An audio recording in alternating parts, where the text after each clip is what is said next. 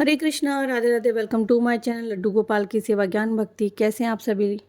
आशा रखती हूँ अच्छे होंगे। तो आज हम इस वीडियो में होलिका दहन से संबंधित जानकारी लेने वाले हैं। जी हाँ, 2025 में होली कब है, क्या पूजा विधि है, कैसे पूजा करेंगे। वैसे तो सभी जानते हैं, सभी पूजा करते आ रहे इतने वर्षों से, लेकिन अगर आप नहीं जानते हैं तो ये वीडियो आपके लिए हो सकता है। तो पंचांग के अनुसार अगर आप लोग देखते हैं तो फागुन महीने के शुक्ल पक्ष की जो पूर्णिमा तिथि है उसको होलिका दहन किया जाता है। इसके अगले दिन रंगों भरी होली मनाई जाती है, जिसे धुलंडी भी कहा जाता है। और धुलंडी जो है प्रेम का प्रतीक है, रंगों का त्यौहार है। और सभी लोग जिनके मन में गिले शिकवे होते हैं, मैं यही कहूँगी कि इन गिले शिकवों को भूल करके प्रेम से होली का त्यौहार मनाएं। पंचांग के अनुसार अगर आप लोग देख रहे हैं तो जो होलिका दहन की जो तिथि लग रही है ना, वो तिथि लग रही है रात 10:45 से 12:30 तक। अच्छा खासा समय हमें मिल रहा है इसमें होलिका दहन का। तो जो लोग बाहर पूजा करने के लिए जाते हैं, जैसे कि मोहल्ले में कहीं गली चौराहे पर जहाँ होलिका दहन की तैयारी की होती है, होली लगाई हुई होती है, तो उन लोगों को तो कोई इतना विशेष नहीं जानना है इस चीज़ के बारे में, क्योंकि वहाँ पंडित जी पूरी विधि विधान के साथ में पूजा करवाते हैं और हम लोगों को केवल वहाँ पूजा करके आनी होती है। अच्छा, जो लोग घर में होलिका दहन करते हैं, जिन लोगों के यहाँ, जिनके कुल में, जिनके क्षेत्र में इस तरह से होता है कि वो लोग होलिका दहन अपने घर में ही करते हैं, तो ये उनके लिए विशेष हो सकता है। तो इस साल जो होलिका दहन का शुभ मुहूर्त है वो 13 मार्च की रात 11:26 से 12:30 तक का है। ठीक है, तो आप इसमें जो तिथि जो होती है वो मैंने आपको बता दी है, 10:45। कहीं कहीं पर देखिए थोड़ा थोड़ा समय का चेंज हो सकता है, कहीं कहीं पर 10:35 भी बता रहे हैं, कहीं 10:45 बता रहे हैं। तो इस तरह से थोड़ा थोड़ा सा चेंज हो सकता है।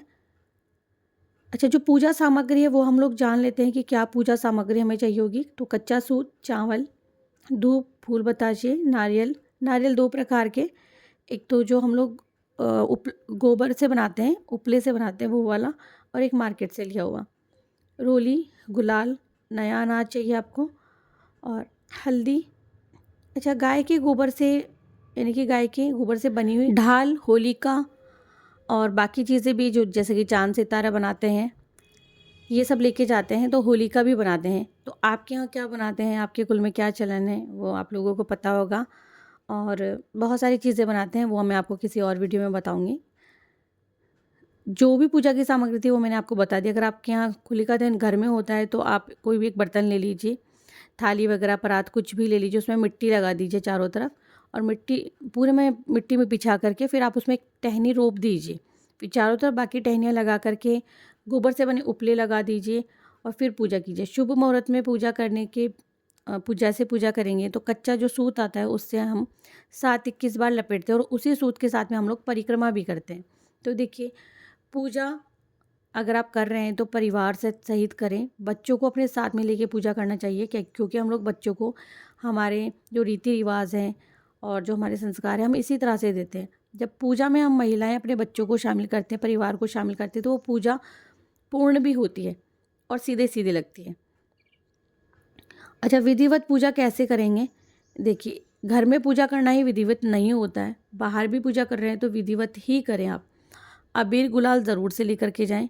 अबीर सफ़ेद रंग में आता है, गुलाल बाकी रंग में होती है, जिसके बहुत सारे कलर में। मैंने आपको बता दिया है कि किस तरह से आपको घर में करना है।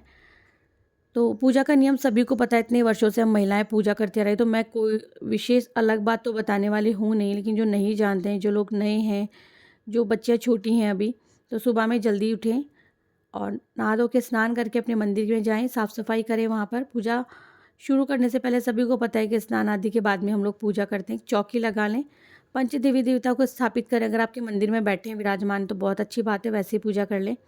और घी का दीपक लगाएं, और दीपक लगाने के बाद में आप पूरे विधि विधान से पूर्ण सामग्री के साथ में भगवान जी की पूजा करें।